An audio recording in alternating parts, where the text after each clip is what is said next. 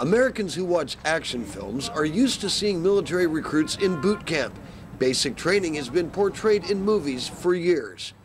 But an inside look at the Afghanistan Army's boot camp is something most people haven't experienced. One immediate difference is that Afghanistan's basic training base is located in a combat zone. Even on the actual base, unexploded landmines are an ever-present danger. There are more unexploded bombs in Afghanistan than any other country in the world. The base is called KMTC. The Kabul Military Training Center is located in the country's capital city. Kabul and the bases around it are former Taliban military installations, and before that, for many years, they were manned and operated by communist forces loyal to the Soviet Union, which Afghanistan was part of.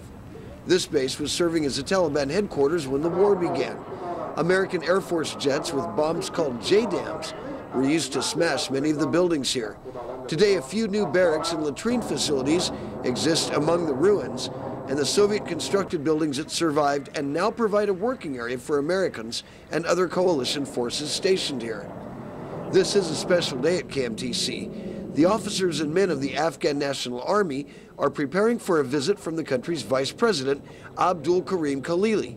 In addition to the official pomp and circumstances, which are all steeped in an archaic Soviet military style, Vice President Khalili was visiting to tour the bases and gain a better understanding of how his country's Army recruits are progressing in their military training.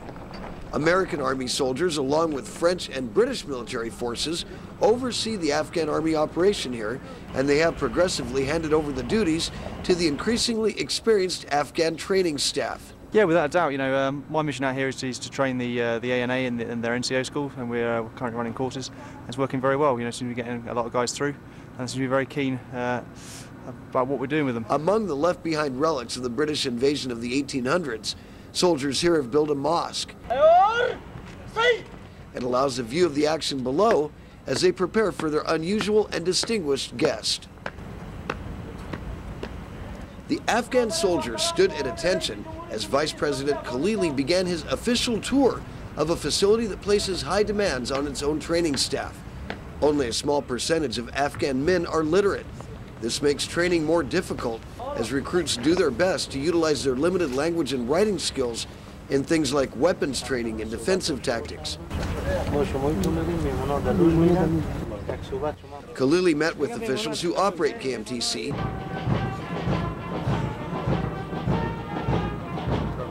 and they showed enthusiasm at having an opportunity to discuss their long list of needs with the man who represents the president himself, Hamid Karzai. High-ranking officials of the base here told the vice president that they were indeed meeting their mission, even with their limited resources. For the majority of these hundreds of troops lined up at attention, this is the first time in their lives that they have seen their own vice president. Young men from all over Afghanistan comprise these ranks, and they hail from several different cultural groups. But in the Afghan Army, they serve in diversified battalions, or kandaks as they are known here. The soldiers undergo a rigid training program that transforms them from civilian to soldier in a little over 3 months. Those who are fortunate enough to attend school and learn to read and write typically quickly become non-commissioned officers. Recruits with any college at all are quickly moved to the officers' ranks.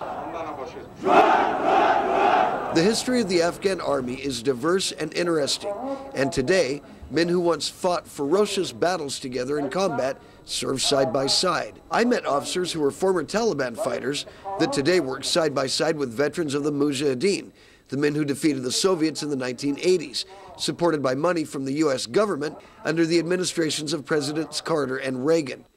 Then someone pointed out that these two officers work with another high-ranking official who was an officer in the communist Afghan Army.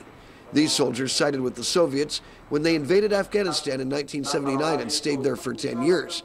Their enemies then were the Mujahideen. Ethnic groups that traditionally clash now serve together and count on one another to stay alive. The Afghan Army is a cohesive unit. While they continue to experience a desertion rate that Americans say they conservatively estimate at 20%, they also continue to generate quality soldiers who are brave and willing when it comes time to fight their enemies.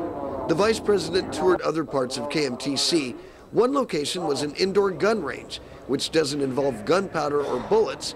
Instead, soldiers' results are measured electronically. It's very good. It's very effective. Soldier can learn very good from this.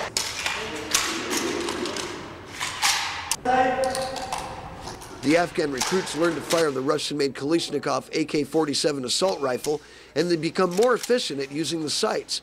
An American general there asked if they wear combat gear while training. When the soldiers are in here, do they normally wear their helmets when they're training? میگه وقتی که اسکرها اینجا برای ترینینگ میان کلاه خود میپوشن. Yeah, we make them to do that because they have to be used to it. When we go to the range and front line, they have to use it. The computer's accuracy helps advance the soldiers' rifle training, but officials there say there aren't enough to equip the number of soldiers that they are training. The problem is that we don't have many of these devices. The visit of the Afghanistan Vice President Abdul Khalili seemed in the end to be the type of experience that all of the different parties were looking for. Afghan soldiers say it makes their efforts seem more worthwhile when they receive the attention of one of the men who is steering the new course of their nation. In Kabul, Afghanistan, I'm Tim King reporting for SalemNews.com.